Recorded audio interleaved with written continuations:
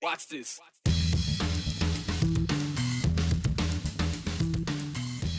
Well, we knew today would be the day. We expected Governor Little would take his full 5 days to decide if he would sign into Idaho law a bill that would ban abortions after 6 weeks and would also allow family members of the woman who gets an abortion to sue the doctor who performs the abortion. Governor Little let everyone know he signed Senate Bill 1309 and 1358 at about 1:15 this afternoon, about 30 minutes before the deadline. This legislation is based on a bill that recently passed in the state of Texas. Supporters are applauding it as a major win for pro-life policies. The outcry from critics, this will leave major concerns about women's health resources and the ability for a woman to get a safe abortion, since the ability to get one is still the law of the land, still legal in the U.S., despite several states that have instituted severe restrictions. For what this means, we turn now to Chief Political Reporter Joe Paris. Joe, Governor Little also included some interesting comments in his transmittal letter that he signed today, explaining why he signed this bill. Yeah, and we're going to get to some of those comments that a lot of people have been chatting about online this afternoon in a minute. But again, as Brian recapped in short, if you're unfamiliar, this new law will ban abortions after 6 weeks of pregnancy. And there are some exceptions to that, and we're going to touch on that in a moment. And aside from the 6-week abortion ban, though, as Brian alluded to, the bill also allows for the father, grandparents, siblings, aunts, and uncles of a quote-unquote preborn child to each sue an abortion provider for a minimum of $20,000 in damages within 4 years after an abortion. There is an exception in cases of rape or incest, however. A woman who seeks an abortion in that specific situation has to file a police report and present it to the medical provider before getting an abortion. And critics have pointed out how difficult that process is alone, and it may prevent women from going down that path altogether. Now, the legislation does prevent rapists from filing a lawsuit over an abortion, but a rapist's relative could, in theory, file a lawsuit under this new Idaho law. Now, advocates for safe abortions and women's health resources say that the law creates a large variety of issues. Chelsea Ganoa Lincoln, Idaho Program Manager for Legal Voice, explains their biggest concern. I would say access. We have seen such a chilling effect on people still being able to find and access safe legal abortion care in states like Texas. And when Idaho only has, those 3 providers, clinics by Planned Parenthood, we know that the devastating impacts are going to happen here in Idaho are likely sure to come, since it will be coming into effect in 30 days. We're not going to stop fighting for people's bodily autonomy. We're not going to stop fighting to make sure that people have access to safe and legal abortion care, even if they're having to flee Idaho. So we're still here. We reached out to the sponsors of the legislation to talk to them about it for their perspective and the reaction. They say that this is a major victory for pro-life supporters. Now, lawmakers, though, they were working late at the State House today, so we haven't had an opportunity to check in and do an interview with them just yet. We are going to circle back later this week, though, for their full insight. Now, at the start of the day, Governor Little had 3 options on what he could do with the bill. He could sign it into law, he could veto it, or he could not sign it, and it would become law by default technicality. But Little did sign it into law shortly before the deadline, and he had some interesting notes of the enforcement mechanism in the law. He said, quote, "I fear the novel civil enforcement mechanism will, in short order, be proven both unconstitutional and unwise." In another statement, Little also expressed significant concerns over, quote, "unintended consequences that the legislation will have on sexual assault victims," saying, quote, "Ultimately, this legislation risks re-traumatizing victims by affording monetary incentives to wrongdoers and family members of rapists."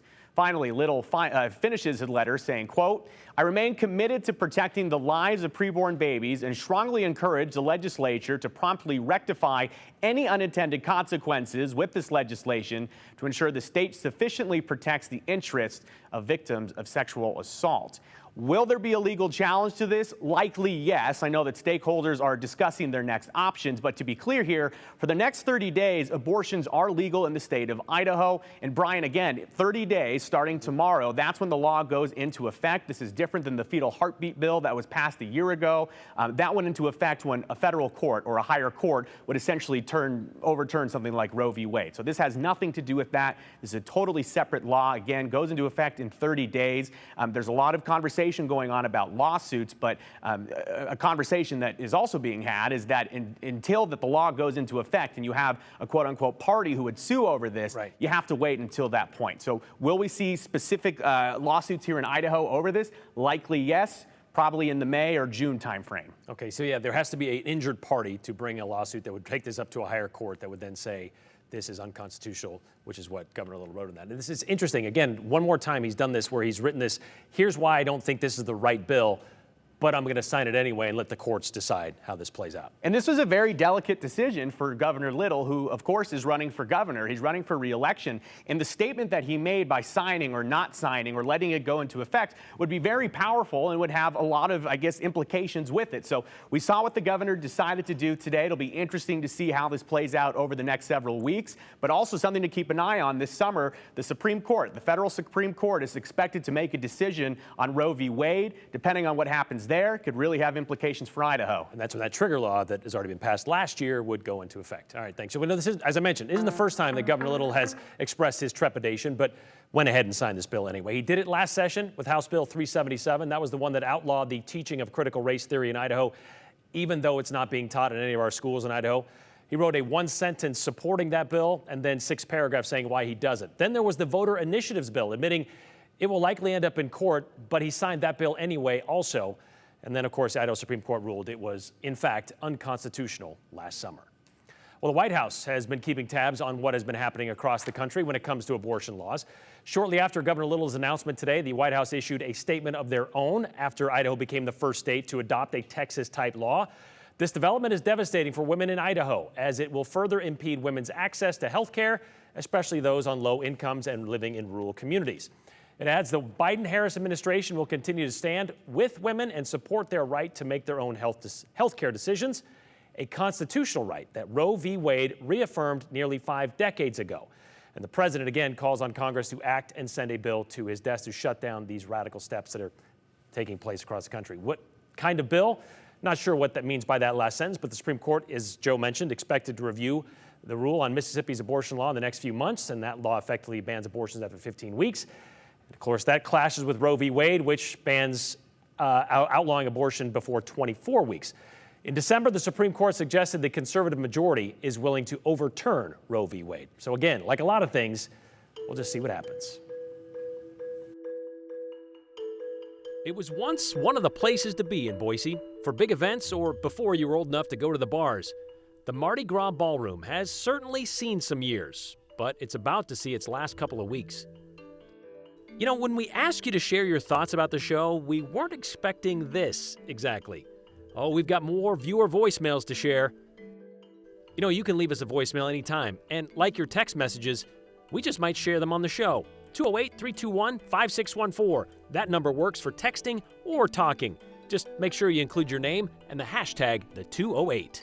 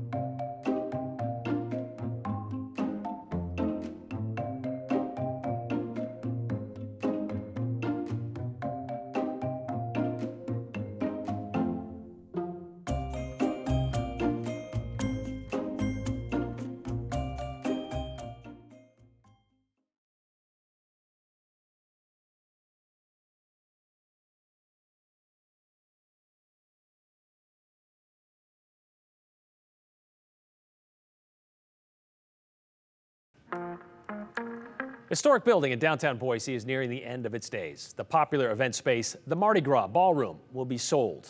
This is because last fall, the owner, Lydia Merrill, passed away after making it to 106 years. For 64 years, the ballroom welcomed well-known bands and hosted more events than they can remember, from weddings to midget wrestling. Those who knew her say Lydia was the centerpiece of the Mardi Gras, more than the dance floor. Katya Stepovic brings us a few memories of the high school hangout and a lot of first dates for a lot of Boiseans. It's hard not to notice the flashy sign on 9th Street, the Mardi Gras in downtown Boise. And so she was like, why not just name it for a party, which was Mardi Gras. So there it lies. What lies beyond the walls of this building are memories, over 95 years of them. I don't even know where to start.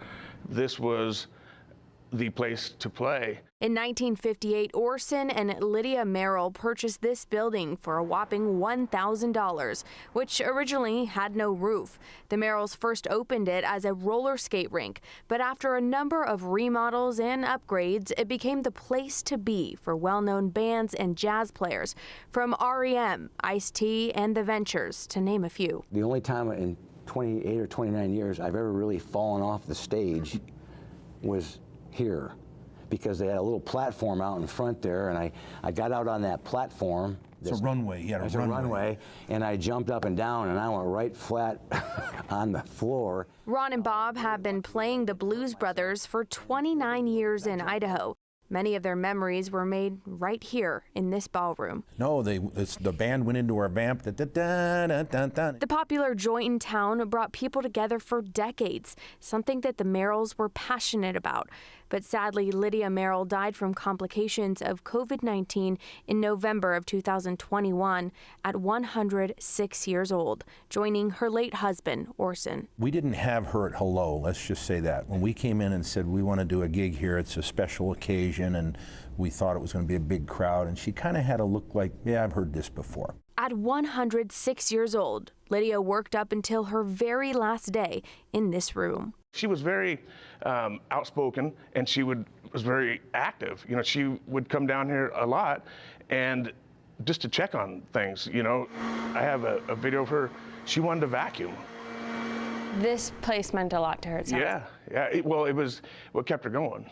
If you've ever dropped by the Mardi Gras, it may be hard to ignore that big shiny object. The dance floor. I think Lydia and Orson loved that dance floor. My grandma always talked about the dance floor. Made of hard rock maple, to be exact, all 3,000 square feet of it. My grandfather would always wax it. He always was waxing the dance floor, and he wouldn't hesitate to let people know that they were not following the rules for the dance floor. While the dance floor will soon likely turn into something else, the memories of Matt's grandmother are still very raw. Do you miss having her around in here?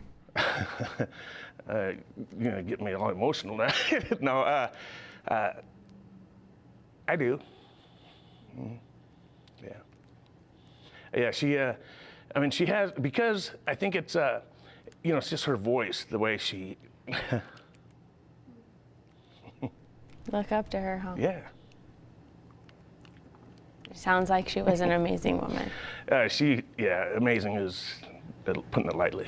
But together, the family decided that no one could run an event space quite like Lydia and Orson did. I get goosebumps every time I think about the American dream, and that's what Orson and Lydia built here. I talk to people all the time who are sad to see it go. So you think of all the wonderful things that have happened in this place, and you say, I'm going to miss that, but there's always an end, and I know that's for all of us. Lydia Merrill loved to watch the Blues Brothers play, who you heard just now from. So for her, they will have a final farewell performance at the Mardi Gras on April 9th as their last event. The building is not for sale at the moment. The family plans to list it in the near future. They would love to see it become something similar like an event space, but unfortunately, they're not optimistic that that will happen. Brian. That video of her vacuuming the floor, that says it all. At 106 years old. It's Thanks, incredible. Katya.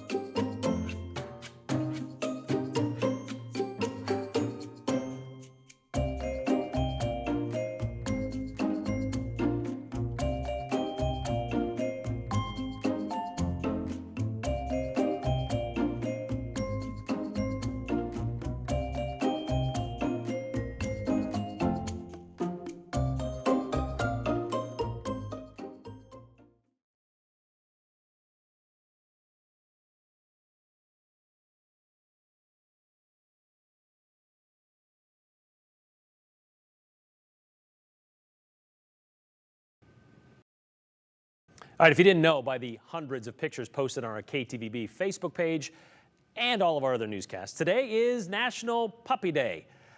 Emphasis on the word puppy, not dog, but a very young dog, as in less than a year old, because we looked it up and that's the definition of a puppy, less than a year old. But apparently, anytime someone mentions it's National Insert Pet Here Day, apparently anything goes. So here's what happens when we ask people to share pictures of their puppies on National Puppy Day. We get a whole lot of not a puppy pictures. Okay, not a puppy, not a puppy, not a puppy.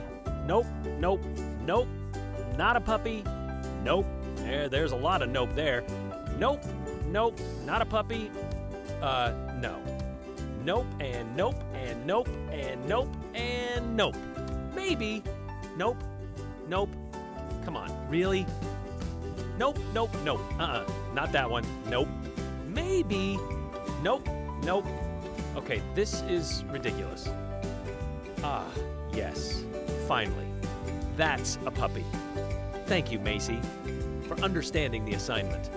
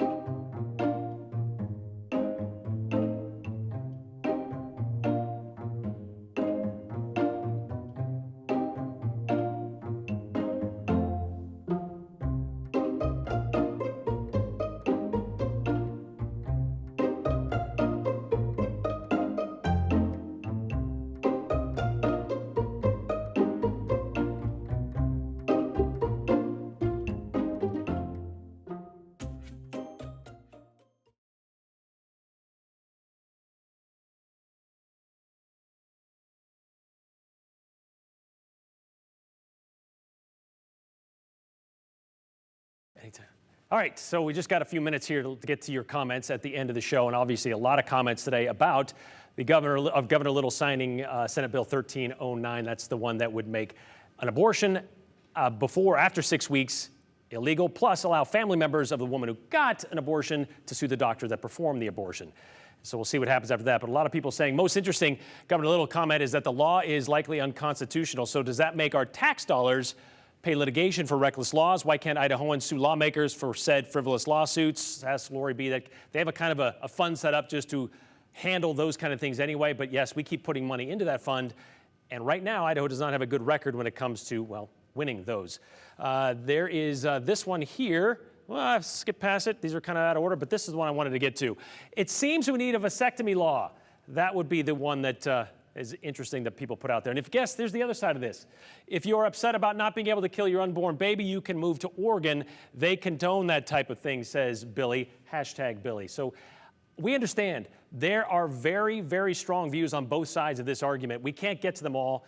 We would love to, but that would take a lot of time. So we apologize for not being able to show all of these, but they're all pretty much the same thing. Either you love it or you hate it. We do love your voicemails, though, things that people call in and give us messages. Let's get to some of those because this is something we haven't done in a while. We've had to clean out this in our inbox for a while and for several months. Let's just get to it now. I'll just put it on speakerphone right here, and let's see if we can get to some of these that we hear. There we go. All right, let's skip to those. I have a message for Brian. Wondering what happened to his suit and tie. Oh. He made my day. He looked so handsome. Yeah, sometimes I wear one, sometimes I don't. I could care less about his tie, and I am an old woman, and I'm a Republican, by the way. Oh. But I really resent his liberal leanings that come through in a lot of the stuff he says, and I wish he'd keep his politics to himself. Oh, okay. Hello, my name is Brad, and I live in Boise. Okay. I'm outraged. And Brian Holmes owes this community an enormous apology. For I'm what? not going to cancel him. Oh. But he made a huge error. Boy, one more thing like that, and I will never watch your television again. There you go. There you go. Yep, there you go. Yes, when you have a 200-pound man jump off a horse onto a 150-pound steer. Oh, the fireworks and cows story we did, yes. You don't dramatize him, or you take a bull and you take a leather strap and tie it around his belly so tight that when you get on him, he bucks and jumps. Come on, you guys. A little bit of fireworks, and now the cows are traumatized. Come on. Hey, quit riding this wave of everybody's scared, everybody's a lunatic, Well, I mean, everybody needs a psychiatrist. They're cows. Okay. Give me a break. Okay. Spend your time on something else. All right, let's move that. Oh, hang on. Okay, let's go there. Hi, my name is Jeff. My formal education is in broadcast journalism. Good. And I went to a real broadcasting school. Oh, a real one. In New York. Oh. And Brian Holmes just becomes way too preachy, way too lecturing, and almost condescending to the viewers. And it's really becoming annoying, and a lot of people are turned off about it. A lot of people are saying. saying. And the other thing is, there's other news besides COVID. Is there? You guys cover COVID all the time. Oh, that was again from the summer, I'm guessing. Okay. Yeah, we're really disgusted at your obsession with COVID on your news channel and this clown that comes on at 5 o'clock. Okay. My name is Julia. I live in Boise, California, and you have my number. Boise, California. Brian Holmes said that this is not an experimental vaccine, even though it's under experimental use authorization, and it hasn't gone through stage 3 clinical trials. Now, did he also report that there's 15,000 deaths from this vaccine already, and usually the vaccine is stopped after 100? No. What? It's propaganda. Oh. Is it funded by George Soros? Who are you guys owned by? Tegna for the time somebody. being. But. Hi, my name is Bonnie, and I was calling in regards to Brian Holmes' recent attempt to stalk Janice McKeon. Just waited outside Brian's her a office. wimp, let's face it. And taking on women like that is repulsive. And Brian, good grief, don't smile. You don't look serious. Oh. Okay, so I don't watch Channel 7 anymore. You know what? Some of you people in the news media, you want us to fight. You want us to hate each other. I'm a Christian, and I'm not going to be ashamed of it. And truth is truth. And we want the border closed. That doesn't mean we don't love people. We've got a black pastor. I've got a black friend that I call sister.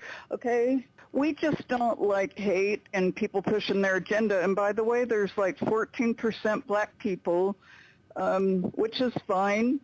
I'm tired of you stirring up trouble.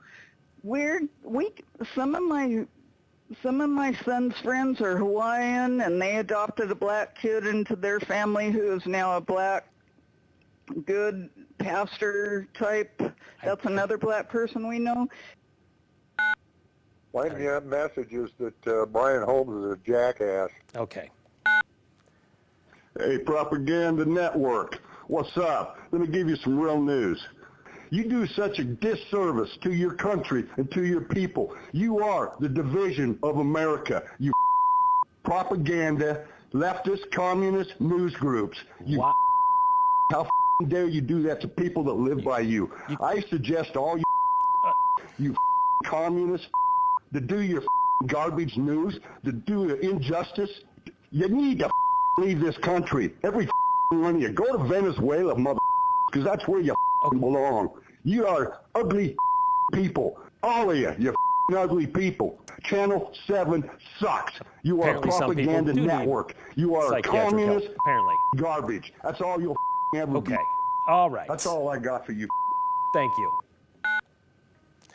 What the heck happened to the 208 tonight? Surely you didn't cancel it. Please tell me you didn't cancel the 208. I love that show. I hope it's back tomorrow. Bye. Well, considering those voicemails, we'll see, I guess. We should be back tomorrow. That's the plan. I may not be here, though. Joe's going to take you into the weekend, though. We will see you back here tomorrow. The 208 continues. Thanks for watching.